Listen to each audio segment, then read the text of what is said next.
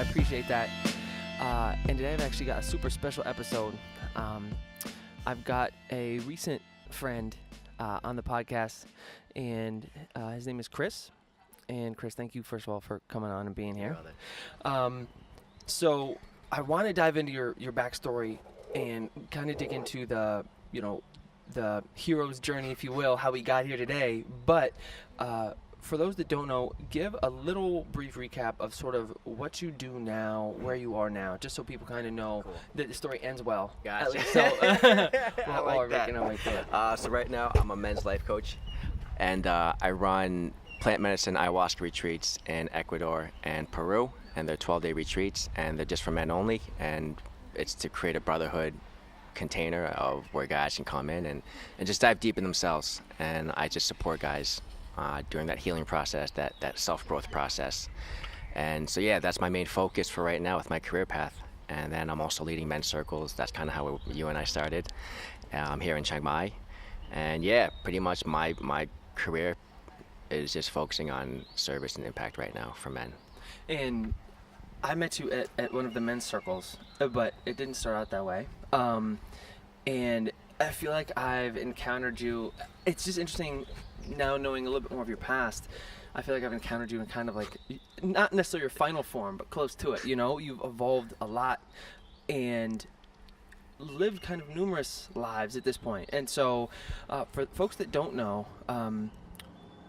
tell them a little bit. Let's take it back to because you started on your first career was one on Wall Street, right?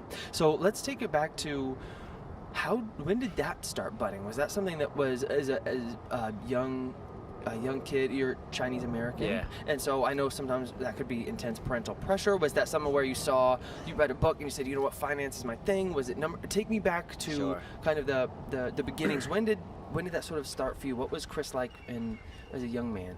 Man, that's a young man, because I'm 39 now, so I'm trying to think back. So yeah, it was... Still young in spirit, though. You look good. I had no idea, so I'm just throwing that out there. But the previous, the unevolved forms, I guess. Form, the unconscious part was... So yeah, like I'm the first... I have two brothers, so I'm the oldest of three sons to Chinese immigrant families. So yeah, very typical of work hard, just get a good job, stability, get a corporate job, hustle and grind. My parents, who I love very much, they instilled a very disciplined work ethic growing up, and they came from a very poor background. My dad immigrated from Hong Kong. My mom's Chinese but was born in the U.S., but her grandparents immigrated from China also. Wow. So at a very young age, it's very typical Asian upbringing, so go to college and all that. So I went to school upstate New York, Binghamton. We were talking about that, and there I did computer science as my major. Really? Shout out, yeah. And 'cause I was a nerdy tech guy, growing up. My dad worked for IBM, so I love technology, like the internet and stuff. I love that stuff. I used to build my computers, and so yeah. Wow, that was one part I didn't realize. Oh snap! I'm a DL nerd.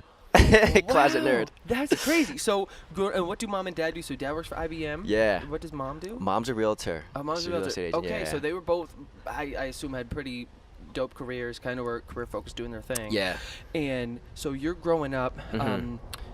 Youngest of three bros is young Chris. Are you kind of I know how I kind of stereotype oldest siblings, but are you like the cool older bro, hassling those young guys in there, and you're in high school? Or are you beating up on them? Do you want nothing to do with them? What's life like growing up with your fam? Growing up with the fam, Yeah. it was Boys, tough. That's a lot. It was tough, yeah. My middle brother, we're only 22 months apart, almost like Irish twins, as you hear that. Wow. And that was tough. Him and I, we were button heads a lot. Yes. And so yeah, him and I didn't get along. We've gotten a lot closer now. We did a lot of healing, but growing up, that was a tough relationship. It's hard growing up when you're that close. Yeah. Because you're close enough that you can't really stamp that older brother shit. Yeah. You know what I mean? That'd be it's only good. 22 months. Where my older brother, he's old enough. It's 3 to 4 years that he always could.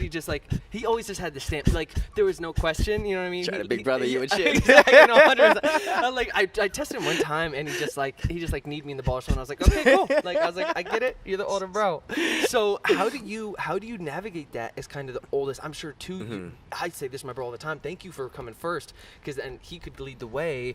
Are your parents especially tough on you because you're number one? And I know, and this is my stereotype too of the son, in Asian families, Yeah. Chinese, like the son, Yeah, they're like the there's a lot of pressure on the firstborn. So, were they stoked you were kind of you were nerding out on the computer stuff? Yeah, I mean, they were like? supportive of that.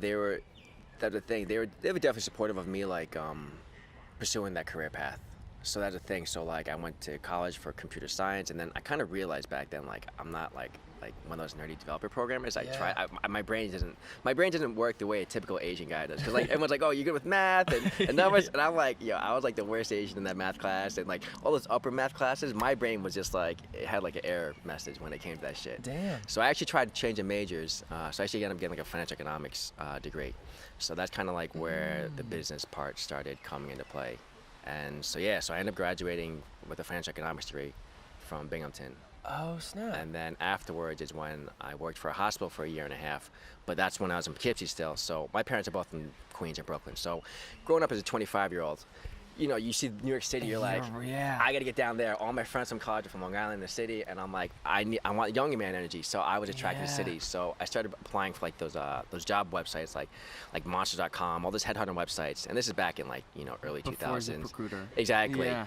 So I'm applying, and then I get this one job from a recruiter. He's like, yeah, you can either apply for either the United Nations, or you can apply for Morgan Stanley, which is a big Wall Street bank. And I'm like, at this point, I didn't know myself. So my only question was, which one pays more money? being the naive young man that I am. So now looking back, like I think the United Nations ones would have been more in alignment with myself and my value. But you don't know at the time, though. Yeah, I didn't know. So that's the thing. So I just applied, and it was just pretty much just to like make money and chase that. Landed the Morgan Stanley gig. So when you're in college, just to take it back a little bit, so you're from Poughkeepsie. Senior year of high school, you realize you want to stick around upstate New York. Was it kind of calling you?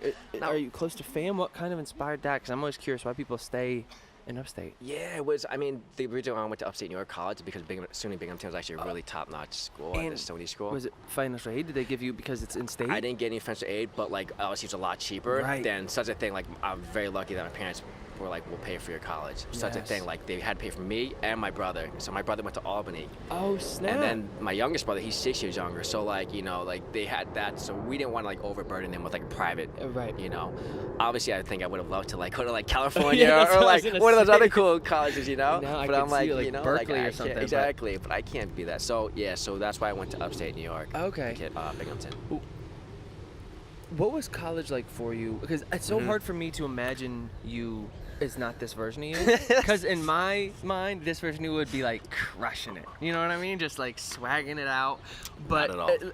But I obviously know you've had stages of your life. Yeah. What's Chris like in college when you're kind of first starting to, experiment? You're on your own for the first time. Are you the wild man? Do you kind of go inward? What do you look like at that point? Yeah, that's a really good question because I was really not self-aware and really insecure about myself. I had a lot of self-confidence issues. So like I said, I grew up as only Asian American in upstate New York at this time. And so like I was constantly bullied. In your high school, were you the only Asian? Yeah, pretty much. I think we had like one or two in my high school. That's it's a rarity in upstate. So that really, like the constant bullying, that really weighed on like my self-esteem, my self-love, like no self-acceptance. All through high school? All through high school. People giving you shit for all through like Asian elementary school, like growing up pretty much all my whole life. Just different. You know? So when I get to college, I still was carrying that like I don't fit, But the thing is, so I'm like, here I am, like this not socially calibrated guy. Like I wasn't a weirdo, but like I just didn't have the social skills to like talk to anybody. Yeah. So that year, I ended up pledging a fraternity, and that's the move in college. If you don't know where you're going, like, let me just see what's up with all these guys in the house. Exactly. Yeah. So that was a really good experience for me because that's kind of when I learned about like. Obviously, you go to fraternity parties and you're drinking. And so that's kind of when I started experimenting with alcohol. Because before that, I didn't drink, I didn't smoke. I was a very straight arrow in school, high school. Wow. So, so I had these awesome roommates. One's from Staten Island, Pete Miguel, Wu-Tang, shout out to him, like the hip-hop heads. And then my friends from Long Island.